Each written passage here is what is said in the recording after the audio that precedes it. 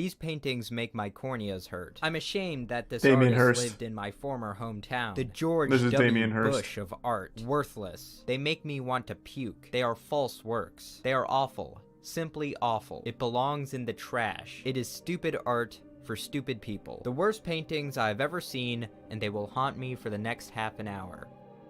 Those are all real quotes from comments, reviews, and articles concerning one artist and his work. Gee, these paintings must be pretty bad then, It's Damien Hirst, What are isn't they, it? pictures of babies eating each other alive? The scatological scribbles of a lunatic? No. These are the kinds of paintings those quotes are referring to.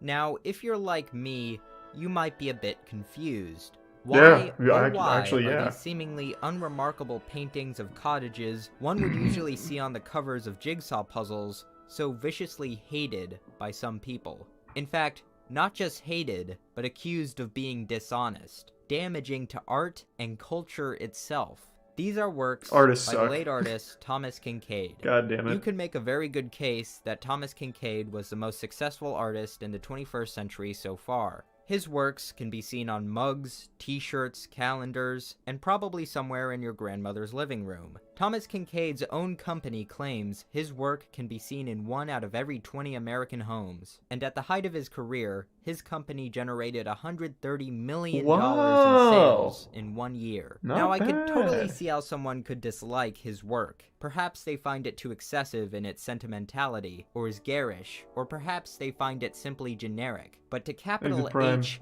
hate it.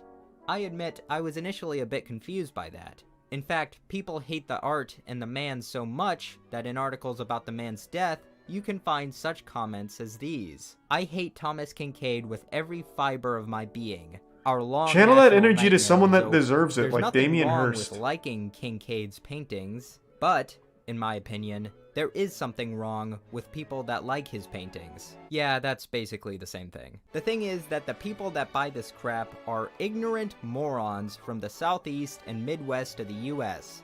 You know, the people responsible for electing George Bush. Their opinions on art are about as valid as a Gibbons opinion on quantum physics. Sir or madam, I know this is the internet, but if you could kindly remove your head from your own rectum, I think you'd be doing yourself a favor. What could have possibly prompted such venom from a few cottage paintings? What you'll find is that the reason for this hatred may have less to do with the art itself, and more to do with matters of taste, the art world, and even as you saw in the last comment, politics. Today we'll learn about the many reasons to hate. Well, this sounds interesting. I don't know why more people don't hate people like Damien Hirst and Jackson Pollock. Their work is the most awful dog shit ever. Thomas Kinkade was born into relative poverty in 1985 in California. He attended the University of California, Berkeley, and Art Center College of Design in Pasadena. Before college, he was known for having a natural talent for drawing, and was mentored by Glenn Wessels, a former college professor of art who lived just a few hundred feet from his own home. Wessels would eventually encourage him to transfer to the College of Design in Pasadena. Before his business adventures, Kinkade worked in background painting for an animated film. As far as the actual technique goes, for the most part we used a simple technical procedure. We'd just start out with a big wide brush and lay the thing in. Very scrubby at first, and then as we went, we'd gradually tighten the strokes. Painting always impresses me, because it's so fucking hard. Because there was a number of paintings to be done, over 1,000 for the film. And traveled by freight train across the country sketching with James Gurney. When Kinkade I've got to pee. was 20, I can't hold it any longer. Wow, this is a good frame to stop it on. That's a very wholesome picture of old Thomas Kinkade. Give me 1 second. I'll be right back.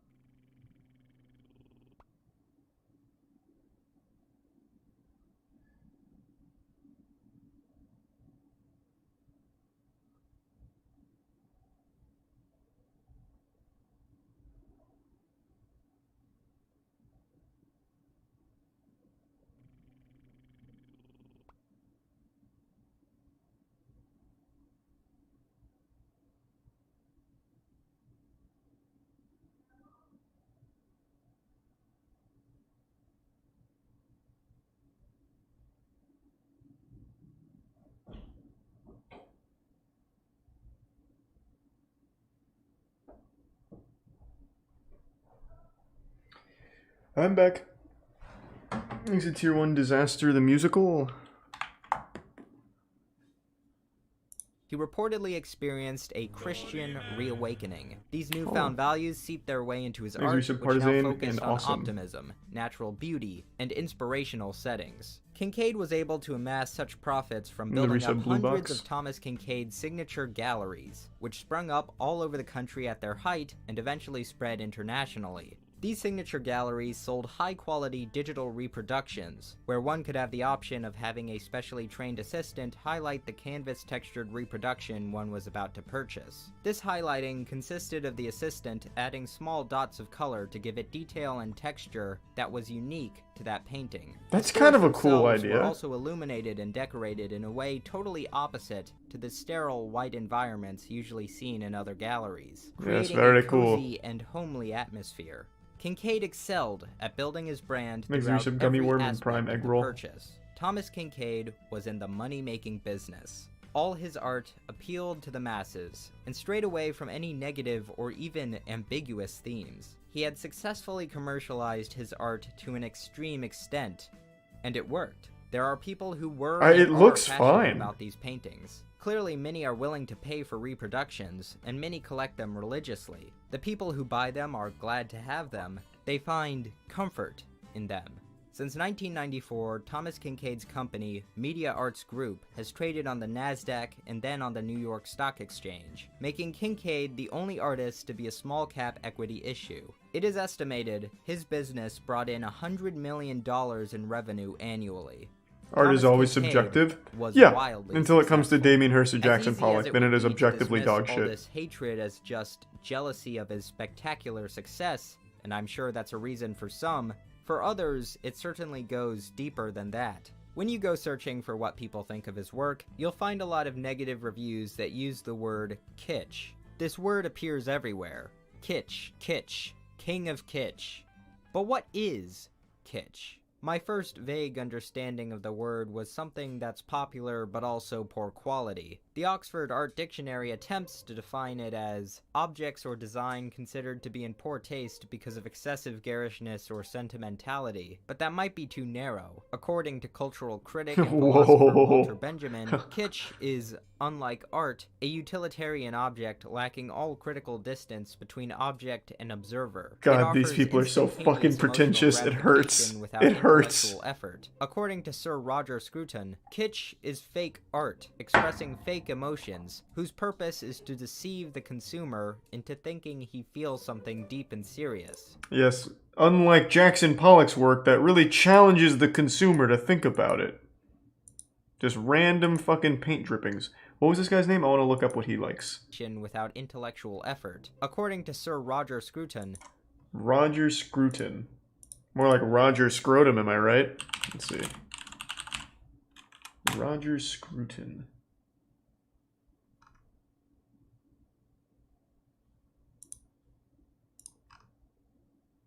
Roger Scruton on being right from the Intelligence Squad. Oh my god. Oh my fucking god.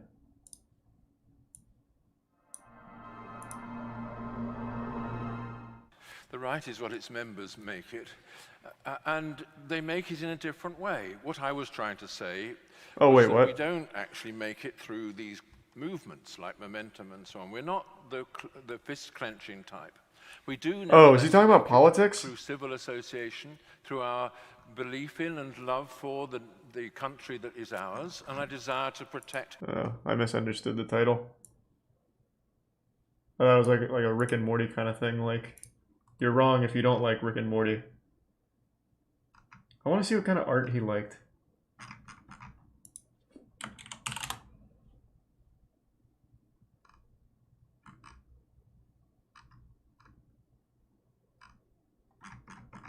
Can't really find anything about it. There's a couple articles where he talks about art he doesn't like, but that's not super helpful.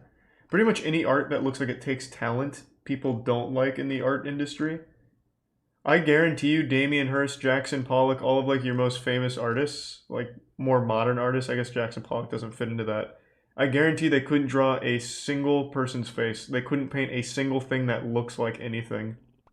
It's just abstract dog shit that even a child could make. Thanks to Prime Bronson.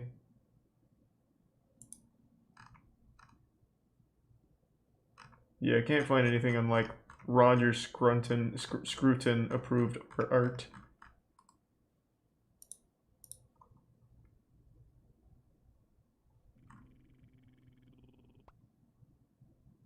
Thanks to Resubstone.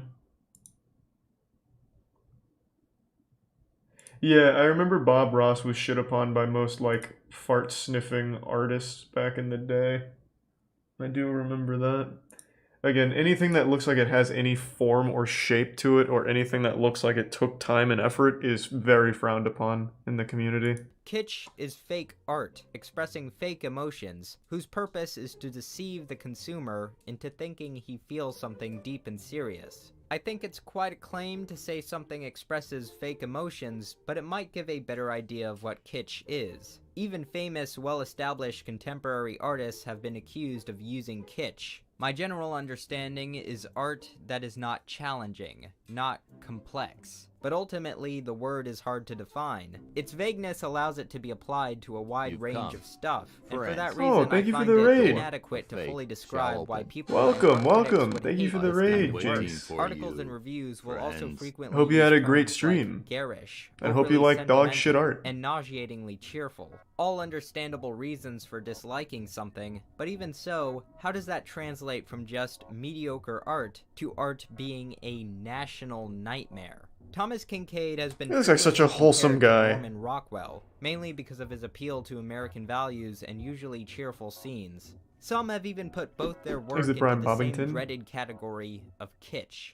But I think a more fitting comparison is Bob Ross. The boy wonder that appealed to large mainstream audiences. Both mostly consisted of landscapes without people, and both lives were even cut short at around the same age. Now, I love Bob Ross. I mean, who doesn't? But I wouldn't really call his work challenging. In fact, one can make the case that it is kitsch. No, the significance of Bob Ross is not really his art, but the hundreds of PBS videos he made painting art. Bob Ross was able to reach millions of people and inspire them to pursue oil painting through easy-to-follow alla prima techniques and the soothing, earnest commentary that works both as a tutorial and as relaxing meditation. I've had a really cool idea for a while. Someone in the chat just reminded me of this. I thought it would be a really interesting idea if I did like some dog shitty Damien Hirst, Jackson Pollock style art under a pseudonym, and then just had like a really wealthy person I know buy it for an absurd amount and I just give the money back, obviously, but making headlines just to get that name out there and see if I could get some real, genuine, stupid, rich assholes to buy my work. So I was wondering, it's something I've been thinking about doing, but I need to find who would do it. I was gonna try and ask Gronk about it, but I just feel like he really wouldn't. I don't think he'd want to. But I really think it's a good idea, because most of these big artists like Damien Hirst are big because they know rich people that buy the fucking art from them for money laundering purposes. And I feel like you can replicate that if you just know someone with a lot of money. Isn't that illegal? Yep. But that's how all big modern artists start. Look up Damien Hirst's history. He doesn't even make the art himself anymore. He has people paint the polka dots for him. But he sells it as his to people he already knows.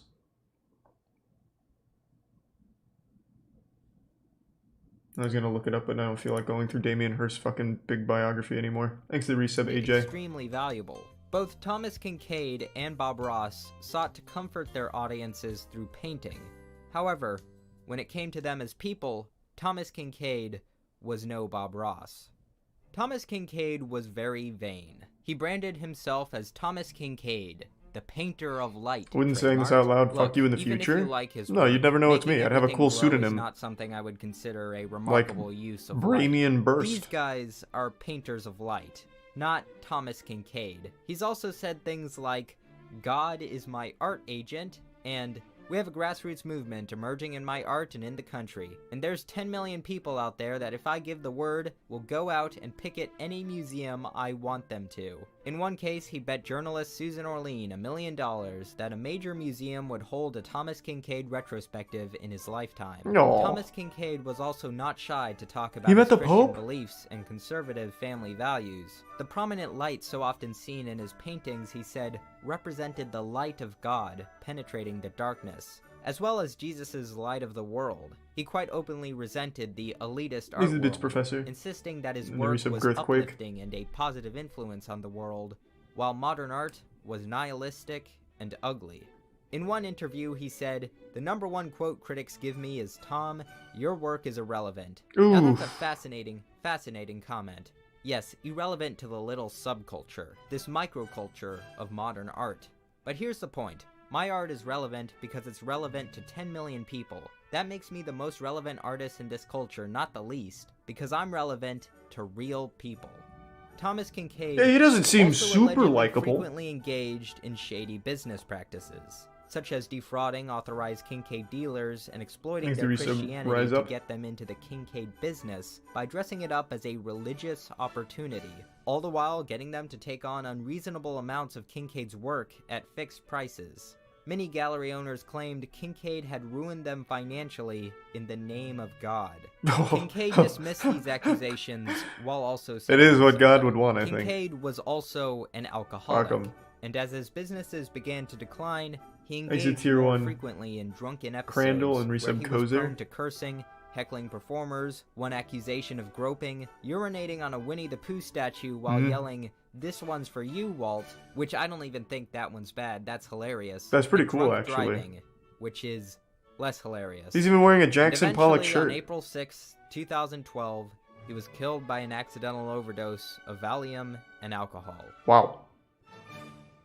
Even after his death, a legal battle over his estate between his estranged wife and girlfriend took place, all prompted from these drunken, barely comprehensible wills. Eventually, both parties settled out of court. These events are made even more ironic just by going onto YouTube and watching some of the painting demonstration videos he made before his death. The ones where he actually explains his techniques are fine and decently informative, but on others, the man can't do 2 minutes of actual painting without cutting it off and giving a speech about how God inspired him and how we should all be looking toward the light or something. Religious beliefs aside, are you trying to give an informative peek into your process, or are you just going to preach to the audience? Considering how interested he was in maintaining his positive image and Christian values, my guess is the latter. If you're still wondering how people could hate a Thomas Kinkade artwork for political reasons, well, it's because the artist himself politicized them. He fueled the rift between the art world and people outside of it. And to be fair, it seems some of the art world fueled this conflict as well. And oh boy, does Thomas Kinkade's opposition get political. That's how you can get articles like Thomas Kinkade, the George W. Bush of art. Their reasoning? Kinkade, like Bush, peddled a falsely simplified image of the world, and that the same bad taste that made people invest in fraudulent galleries also elected George Bush and sent their children off to die in the war. Okay. There's even another article titled, Bro, it's a George jigsaw Bush puzzle a better painting. painter than Thomas Kinkade, which argues Man's that looking George for a W. fucking Bush's recent intricate painting view of the world to escapades are challenge more his thought interesting process than with a fucking Kinkade's jigsaw work puzzle. because they are more inventive and emotionally resonant. As Elisa Bennett quite bitterly explains in her article, A Dream from Christmas Cottage, though Kinkade's paintings often pander to evangelical Christianity, which is probably the most legitimate reason to hate them, the primary reason that the art world has erected aesthetic and conceptual barriers around him is one that echoes Clement Greenberg's 80-year-old essay on the avant-garde and kitsch. We think it's stupid art for stupid people. How can you, like, how do you read this and not just get insulted? Like, reading pretentious garbage like this is so upsetting to me. Like, you can say the same thing without looking like a douchebag. And then, of course, this, we think it's stupid art for stupid people, yet people paying millions for Jackson Pollock's absolute trash. I always go back to Jackson Pollock and Damien Hirst, but there's millions of others. 80-year-old essay on the avant-garde and kitsch. We think it's stupid art for stupid people. That is, those who are too intellectually flabby to spot the difference between the real and a charlatan's flattened approximation of it. Yes, to some, hating a Thomas Kinkade painting has political dimensions to it. But I think a slightly more charitable explanation that is less political and more merit-based comes from the art critic Jerry Saltz. The reason the art world doesn't love Kinkade isn't that it hates love, life, goodness, or God. We may be silly or soulless or whatever, but we don't automatically hate things with faith and love or that other people love. The reason the art world doesn't Drake respond album, to Kincaid he did crush because it. none, It looked not good. one of his ideas about subject matter, surface, color, composition, touch, scale, form, or skill is remotely original. This might be the most succinct and clear explanation of an aspect of why some people hate his art. It was something I suspected from the beginning, but it was just never actually written down clearly until this man finally gave a beautifully specific reason. Now I agree, in fact, that they are unoriginal in those aspects. But, and I know this is like a cardinal sin according to art critics, I don't hate Kincaid's art. There are some paintings I like. Some I wouldn't mind having a print of. Quite a few I find excessive, and quite a few I find downright horrendous. But I don't hate everything he has ever painted.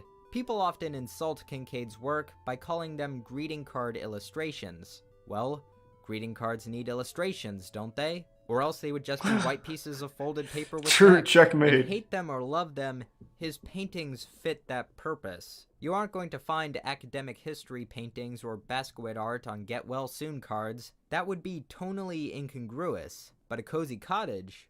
If the man had just accepted that his art wasn't going to be seen in high-class museums, maybe the kind of vicious hatred for his art from the art world still seen today. I am curious, what gets seen in high-class museums now? I'm pretty sure all of it is that super trash thing like a banana taped to a wall or like Banksy's balloon picture, stuff like that. Let me see.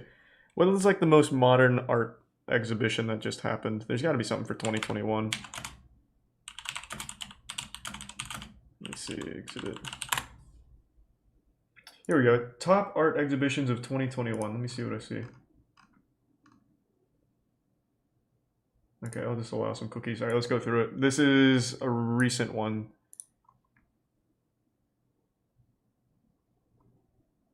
That looks about right. Oh my fucking god. Oh, this isn't all just like paintings and stuff. I was looking for like paintings. This looks cool. What is this? A full Van Gogh thing? Oh, this. Oh! This. Okay. I'm looking at the wrong stuff. This is just art exhibits going on in 2021. I wanted to see art on display at an exhibit. Sorry, I see what's going on now.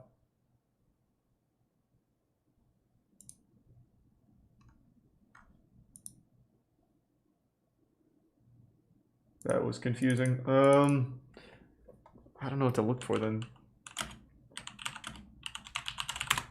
Maybe this.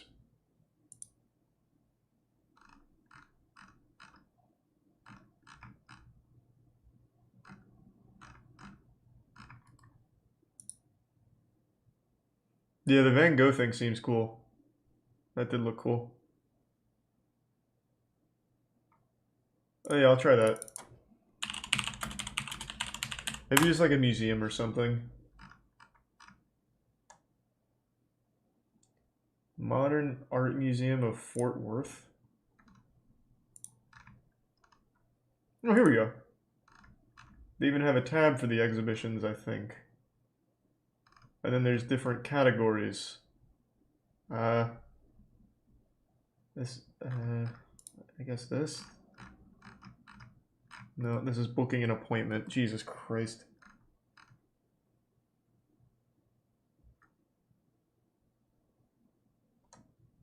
Someone just tell me something. Surely someone knows the name of, like, some kind of art museum that I can look at what the fuck gets displayed there.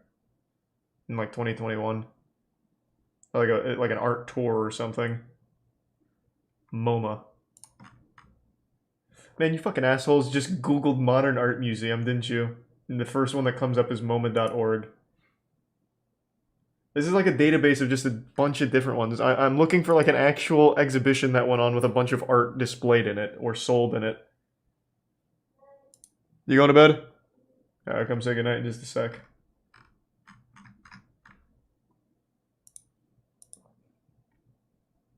San Francisco MoMA? Okay, let's try that. Jesus.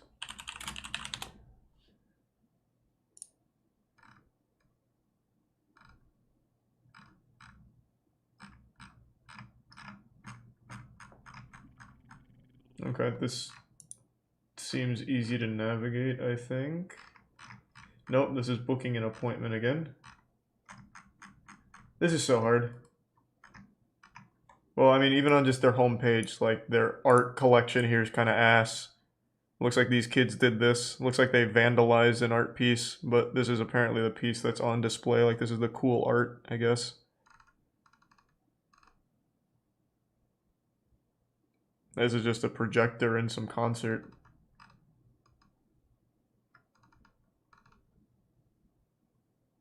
That is thought-provoking. I don't know what this is, like a used hand towel or something? Like they dumped some kind of staining liquid on it? Yeah, it's so hard to like actually find one of these goddamn art museums that just display some of the art. Thanks to the resub Harry Boy. Contemporary Art Daily. This is a website though.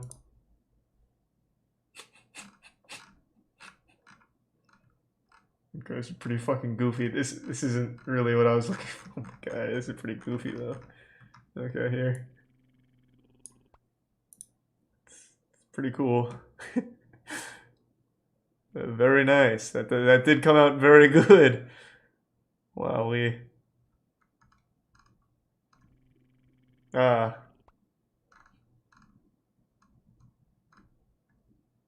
Wow. They're doing a good job here. Ah. Sewing as the world ends. Jesus Christ. Thanks for the 5 gift subs, Harry Boy. I appreciate that. Yeah, I want to visit an art museum, to be honest. Whoa. I wish that I had sailed the darkened seas. I gotta really stop and digest this one, actually. There's a lot going on here. It's everything that it's not saying. And that's what makes it so powerful. Damn. You can really feel the emotion in each stroke of the crayon. The colored charcoal against the canvas.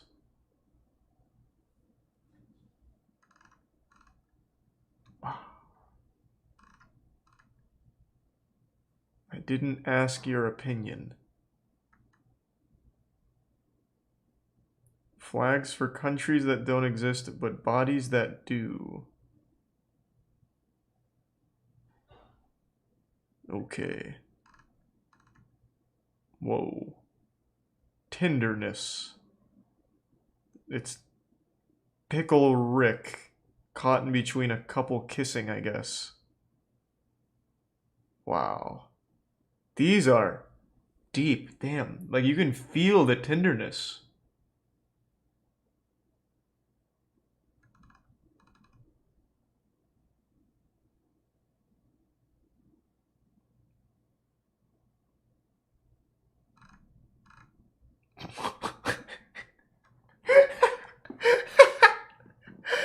Yeah, this pretty much sums up most art exhibits, I imagine. Here's some canvases that there's like some scribbles on it somewhere in there. I don't know, just hang it up, put like 50 grand on it. Someone's gonna buy it. Wow, this looks fun. That does look good. Fuck, it really makes you think. This is like when Squidward went to that place to be all alone.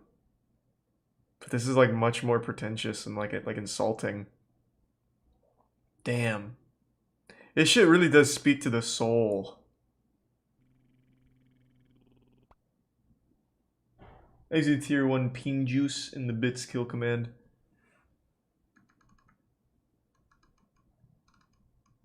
This is just a bunch of boxes. Merlin, you've outdone yourself here. Exquisite. Like, you have to ask yourself, what's in those boxes? Are we purchasing too much? It's a display of excess. And you see how the boxes aren't all lined up the same? There's a pattern to it. There's order in the chaos. Oh, it's beautiful. And then you also have to wonder who packed these boxes? Is it Amazon workers that are miserable and you can feel the hate? Is it someone like maybe a home business with a family that packed the... There's just so many things you have to ask yourself. This really is a challenging piece. Magnifique. Well done, Merlin. I don't know what I'm looking at. Is this part of it? Like this pubic hair here? Like glued to a picture?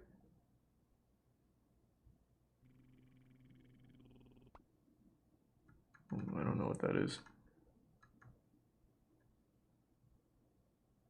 Again, I don't know what I'm... Is this evidence in like a crime scene or something? I don't understand. It's a melting seal?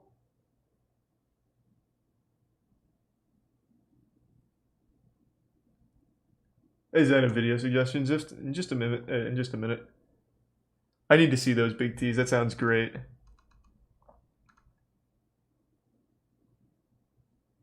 What the fuck?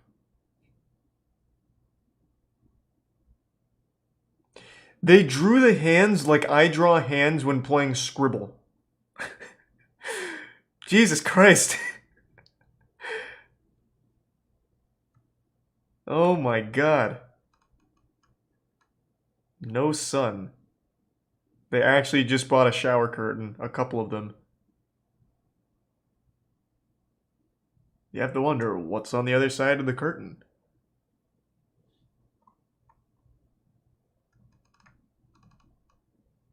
Oh, this one actually looks like there's some effort in there. Okay. There's something.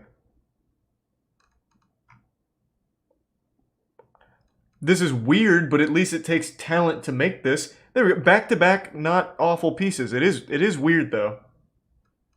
But at the very least, it's not an easy thing to do like everything else. Like this. It's called Diana. It's just a fucking plant.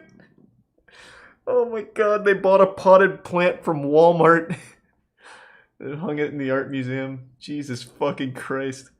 Diana, you clumsy slut. What are you doing? What are you doing here, huh? Get out of the art museum, huh?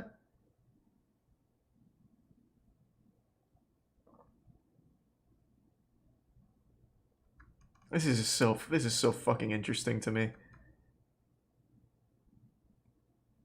It's just an old gun that they came on, I guess. I don't know.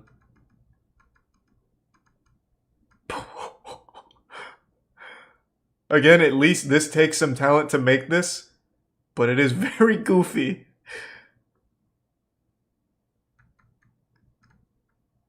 Ah, here we go. Speaking of talent, hey look, here's some empty pieces of paper. With some orange.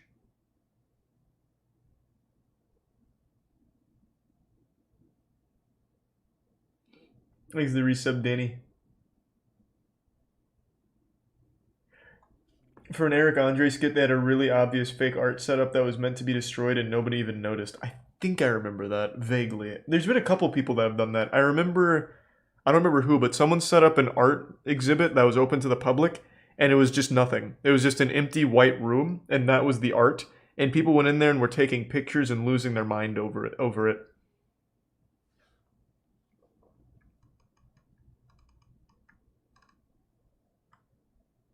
Well, this was easy. He just took a picture outside of his window.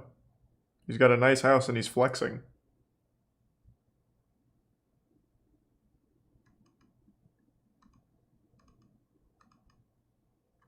This is so interesting to me. Holy shit.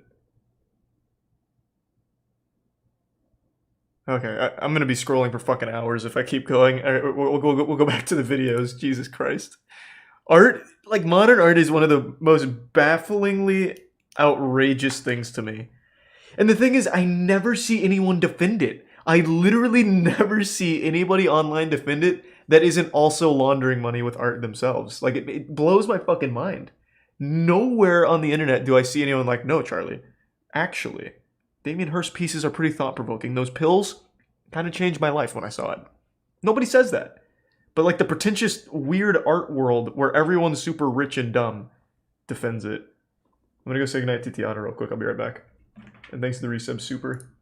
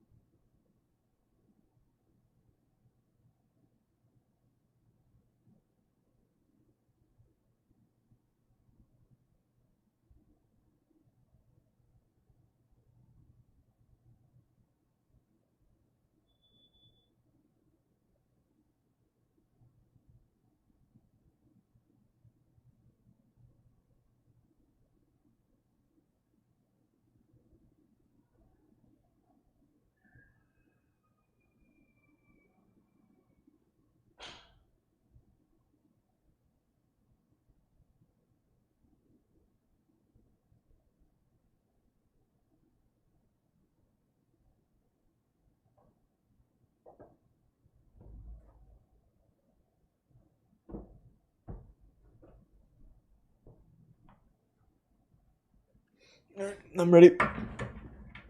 Thanks for resub gold, Gregory.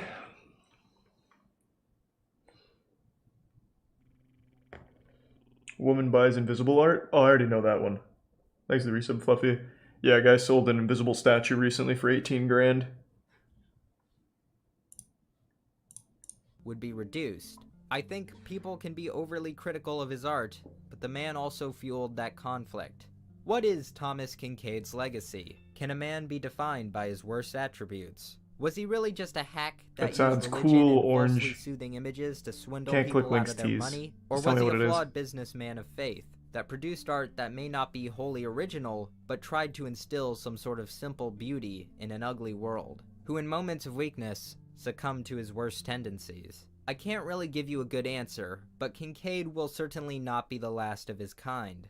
John McNaughton has been described as the Thomas Kincaid of Christian nationalism. His paintings are some of the most overtly political and excessive oil paintings out there. And like Kincaid, they are technically competent. I wouldn't say they are breathtakingly skillful, but he's probably a better painter than most people. Now, whether you agree or disagree politically, you have to admit that these paintings are a bit much. As in, they are extremely dramatic and far from subtle in their messages. But it's still art. In the resub In fact, cape. not only is it art, it's fascinating art. It reveals the inner psyche of the artist and the zeitgeist of large swaths of the American population. These paintings aren't just some crude Photoshop that your grandpa shared on Facebook. These are huge canvases that required technical skill, Tour of planning, Portland Art and Gallery. time. Ooh, They that sounds contain all nice. the nuance of political cartoons, but upgraded to far more detailed, loosely realistic paintings. They are also, by definition, propaganda. In his work, Legacy of Hope, he combines dozens of figures from history together, comforting Donald Trump, I suppose. Fuck? Many who would downright hate each other. And whether you agree with their messages or not, you have to admit they are ripe for meme material. And I don't know about you, but I think that has a value on its own. I also find this quote from McNaughton quite fascinating. I'm just honestly a little perplexed. I have no idea where buyers are hanging them. I just know I sell a ton. Sometimes I'm shocked at how many I sell. That one I told you about, Obama burning the Constitution. When I painted it, I worried, this thing is just hideous. Why would anybody hang that in their living room? It's not, he says, the kind of warm, happy work people typically want in their homes. This is where McNaughton and Kincaid diverge. McNaughton does not seem to be as interested in making money, and at least appears to have some self-awareness that his work will likely not be accepted as high art. However, McNaughton may be a sign of something greater. Maybe Kincaid will eventually win his museum bet, but not in his lifetime. In some bizarre twist of fate, museums of the future may display his work in the context of the beginning of a movement of populist conservative art. They may be seen as not aesthetically or emotionally significant, but historically significant. And who knows, maybe the tides of the art world will change and Thomas Kincaid's work will be seen in a new respectable light. I have my doubts, but art critics have been wrong before. Unlike others apparently, I cannot bring myself to feel joy in this man's death. The life of Thomas Kincaid is a life of tragedy. The man had talent, and dishonest or not, attempted to bring some sort of positivity into the world, but was stunted by greed and mass appeal. It seems he wanted to be loved by everyone, and when he wasn't, he turned hostile. He preached about family values and God, and yet endangered others. Was killed prematurely by the hand of his own addiction, and left his family fighting for his legacy because of his failed relationships. His brand was one of optimism, faith, and comfort. His paintings were serene, peaceful, perfect scenes without pain or suffering. Ironically, his life was anything but. Behind the artificiality of these idyllic scenes is the all-too-real reality of human folly. That was a very nice video. That was very